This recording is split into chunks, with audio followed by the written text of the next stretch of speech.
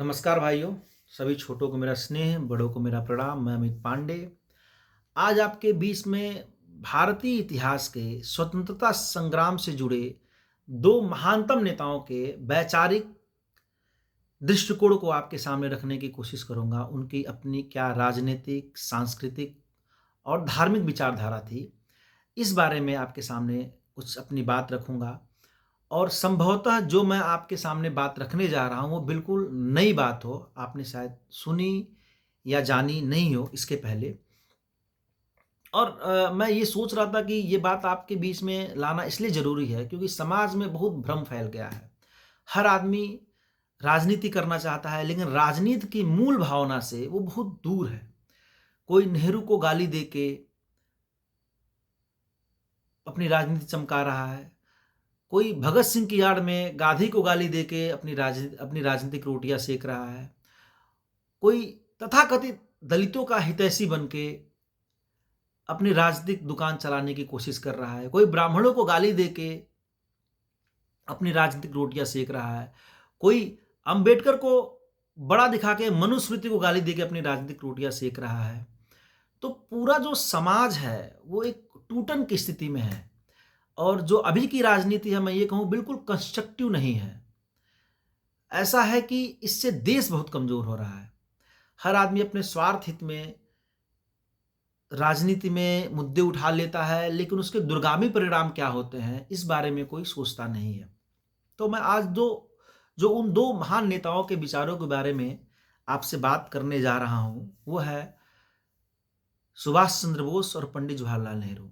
चूंकि यह मेरे अपने विचार नहीं है, ये भगत सिंह द्वारा लिखी गई एक लेख से लिया है मैंने विचार। हूबहू उन्होंने जो लिखा है सुभाष चंद्र बोस के बारे में और पंडित जवाहरलाल नेहरू जी के बारे में, मैं वही आपके सामने प्रस्तुत करूंगा। यह जो लेख उन्होंने लिखा था ये जुलाई 1928 में कीर्ति नामक एक पत्रिका में छपा था। मैं अब आपको बताने जा रहा हूं, आप खुद किसी निष्कर्ष तक पहुंचिएगा कि इन दो नेताओं के वैचारिक समझ कितनी प्रबल थी, कितना ऊंचा था। ठीक है, तो अब मैं वो पढ़ने जा रहा हूं और आप इसको सुनिए कि सुभाष चंद्र बोस और नेहरू के वैचारिक समझ क्या क्या थी और उस पर भगत सिंह की अपनी क्या दृष्टि थी। भगत सिंह उन दोनों राजनेताओं के बारे में क्या सोचते थे, उन्होंने स्पष्ट वो बात लिखी है। मैं पढ़ के आपको सुनाने जा रहा हूं। हिंदुस्तान फिर जाग रहा है। देखने में तो कोई बड़ा जन आंदोलन नजर नहीं आता है, लेकिन नींव जरूर मजबूत की जा रही है। आधुनिक विचारों के अनेक नेता सामने आ रहे हैं। इस बार नौजवान नेता ही देशभक्त लोगों की नजरों में आ रहे हैं। बड़े बड़े नेता बड़े होने के बावजूद एक तरह से पीछे छोड़े जा रहे हैं। इस समय जो नेता आगे आ रहे हैं, बंगाल के पूजनीय श्री सुभाष चंद्र बोस और माननीय पंडित श्री जवाहरलाल नेहरू, यही दो नेता हिंदुस्तान में उभरते हुए नजर आ रहे हैं और युवाओं के आंदोलन में विशेष रूप से भाग ले रहे हैं। दोनों ही हिंदुस्तान की आज़ादी के कट्टर समर्थक हैं। दोनों ही समझदार और सच्चे देशभक्त हैं। अब आप सोचिए कि ये भगत सिंह के विचार हैं। भगत सिंह नेहरू जी के बारे में क्या बोल रहे हैं और सुभाष चंद्र बोस जी के बारे में क्या कह रहे हैं। वो ये कह रहे हैं कि ये दोनों सच्चे ही देशभक्त हैं। और उस समय इन दोनों की राजनीतिक हैसियत क्या थी, भगत सिंह के दृष्टिकोण में यही दो प्रमुख नेता थे जो आजादी के आंदोलन में बहुत सक्रिय भूमिका में थे। ये मैं नहीं कह रहा हूं, ये भगत सिंह जी कह रहे हैं। अब जो नेहरू की आलोचना करते हैं उनको समझना चाहिए कि बिना तथ्य जाने, बिना पढ़े लिखे, बिना इतिहास को जाने कुछ भी किसी के बारे में कह देना आपकी राजनीतिक मूर्खता को दर्शाता है। अच्छा, भगत सिंह के बारे में, उनकी देशभक्ति के बारे में किसी को संशय नहीं होगा। अगर उनकी भी राष्ट्रभक्ति के बारे में अगर किसी को संशय हो तो मैं तो ये कहूंगा कि वो बिल्कुल मानसिक रूप से विक्षिप्त आदमी है, पागल आदमी है। अब मैं आगे पढ़ रहा हूं। लेकिन फिर भी इनके विचारों में जमीन आसमान का अंतर है। एक को भारत की प्राचीन संस्कृति का उपासक कहा जाता है तो दूसरे को पश्चिम का शिष्य कहा जाता है। एक को कोमल हृदय वाला भावुक कहा जाता है और दूसरे को पक्का युगांतकारी।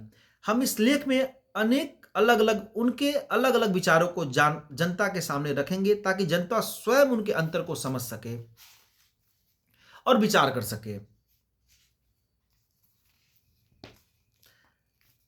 आगे लिखते हैं कि सुभाष चंद्र बोस और श्री जवाहरलाल नेहरू के विचारों पर आ रहे हैं, तो 2-3 महीनों से बहुत से कॉन्फ्रेंसों के अध्यक्ष बनाए गए और अपने अपने विचार लोगों के सामने रखे। मतलब उन दोनों जने ने पिछले 2-3 महीनों में जब ये लेख लिखा गया, उस दौरान कई सभाएं की हैं, उस सभाओं में इन्होंने अपने अपने विचार रखे।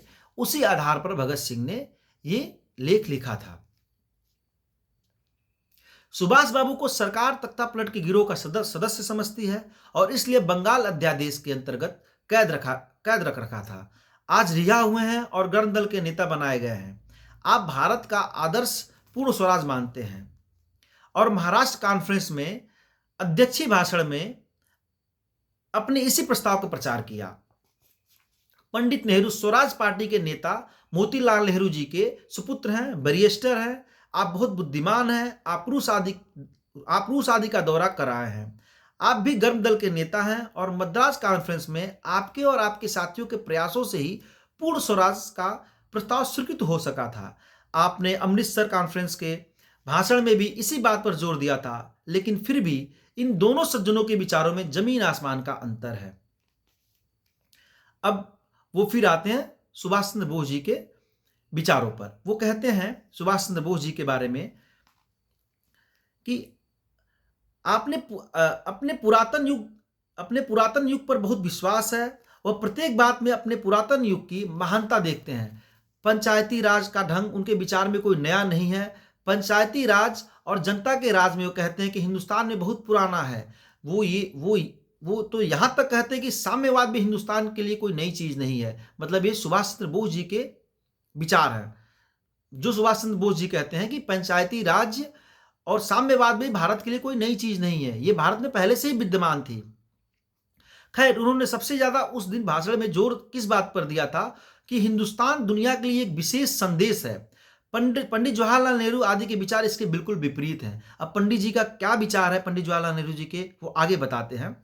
पंडित जवाहरलाल नेहरू जी कहते हैं कि जिस देश में जाओ वही समझता है कि दुनिया के लिए एक विशेष संदेश है।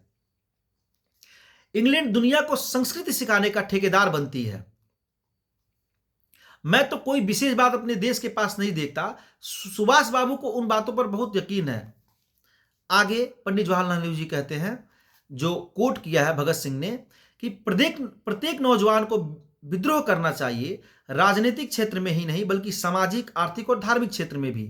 मुझे ऐसे व्यक्ति की कोई आवश्यकता नहीं है जो आकर कहे कि फला बात कुरान में लिखी है। कोई बात जो अपनी समझदारी की परख में नहीं साबित न हो, उसे चाहे वो वेद और कुरान में कितना ही अच्छा क्यों ना कहा गया हो, उसे नहीं मानना चाहिए। मतलब उसमें नेहरू जी कहते हैं, नेहरू जी के विचार ऐसे हैं कि जो अपनी समझ में लगे कि गलत है वो गलत है, चाहे वो कुरान में लिखा हो चाहे वेद में लिखा हो। आगे लिखते हैं ये बात भगत सिंह कि यह एक युगांतकारी विचार है। सुभाष एक परिवर्तनकारी के विचार हैं। एक के विचार में हमारी पुरानी चीजें बहुत अच्छी हैं और दूसरे के विचार में उनके विरुद्ध विद्रोह कर दिया जाना चाहिए। अगर गलत है तो विद्रोह कर देना चाहिए। एक को भावुक कहा जाता है और एक को युगांतकारी और विद्रोही। पंडित जी एक स्थान पर कहते हैं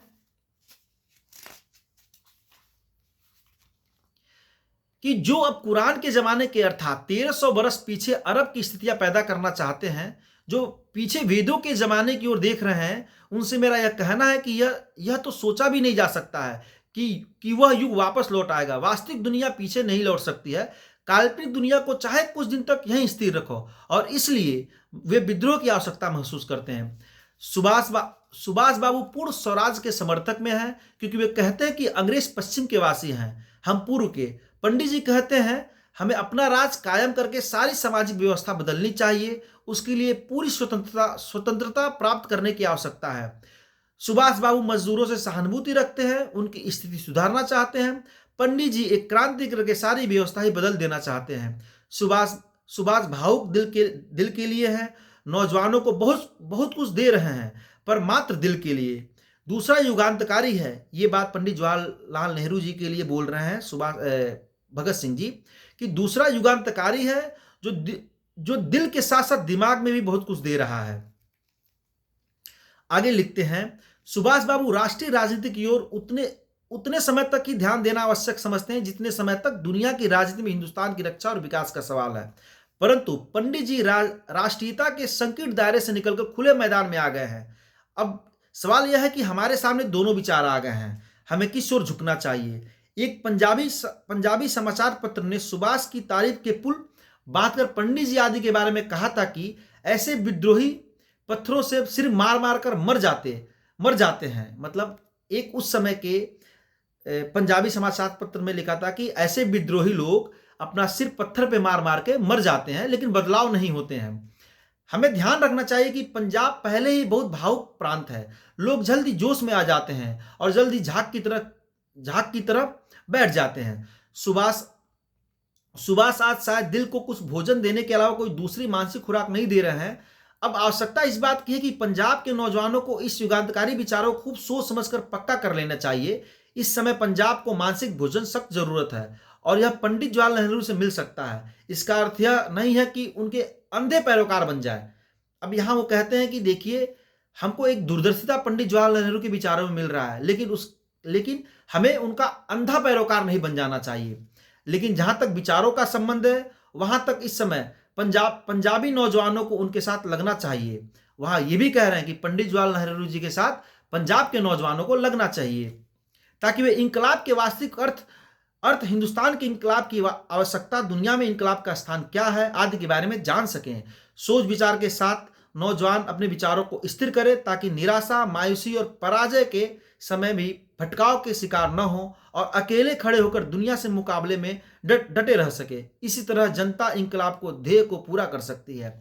अब देखिए, भगत सिंह ने कहीं भी नौजवानों को स्वतंत्र छोड़ दिया है, दोनों के विचारों को रखा है और कहा है कि आप खुद निश्चय करिए कि आपको किस विचारों की तरफ जाना है। हालांकि भगत सिंह जी ने अपने विचार इसमें लिख दिए हैं कि वो नेहरू जी की जो विचारधारा थी वो थोड़ी सुदृढ़, थोड़ी विकसित थी, संकीर्ण दायरों में नहीं थी, वो राष्ट्रवादी दायरे से थोड़ा ऊपर की चीज थी। तो उन्होंने अपना मत दिया इसमें कि लोगों को जाना चाहिए, लेकिन फिर भी नौजवान स्थिर होकर सोच ले कि उनको किधर जाना है। ये एक छोटा सा लेख मैं भगत सिंह का आपके सामने रखना चाहता था, ताकि आजकल जो लोगों के बीच में नेहरू जी के बारे में एक भ्रम फैला हुआ है कि नेहरू जी की लोकप्रियता कम थी, नेहरू जी को लोग पसंद नहीं करते थे। तो ये भगत सिंह जी द्वारा लिखा गया, कीर्ति में छपा उनका लेख है, 1928 में जुलाई में छपा था। मैं हूबहू आपको बता रहा हूँ कि उस समय भी नेहरू जी की अपार लोकप्रियता थी। जो नौजवान जिनको भ्रम में डाला गया है पिछले आज़ादी के 70 सालों में कि नेहरू जी तो कभी जेल नहीं गए, नेहरू जी कोई आंदोलन नहीं किए और नेहरू जी की आज़ादी के आंदोलन में बहुत विशेष भूमिका नहीं थी, उनके लिए ये बात थी। और हम सभी चाहते हैं देश का भला हो, क्योंकि जब देश मजबूत होगा तो हम मजबूत होंगे। अच्छा, देश मजबूत कैसे होगा? जब लोग मजबूत होंगे। देश में न्याय व्यवस्था अच्छी हो, प्रशासनिक व्यवस्था अच्छी हो, मेडिकल की व्यवस्था अच्छी हो, शिक्षा अच्छा हो, इन सब चीज़ों से हमारा देश मजबूत होता है। यह एक छोटी सी बात आपको रखनी थी। दो महानतम नेताओं के विचार, एक महानतम नेता के द्वारा उनकी दृष्टि में क्या था, मैंने आपके सामने रखा है। यह एक छोटी सी बात कहनी थी और इतना ही कहना था। आप सभी को जय हिंद, जय भारत, नमस्कार, शुभ रात्रि।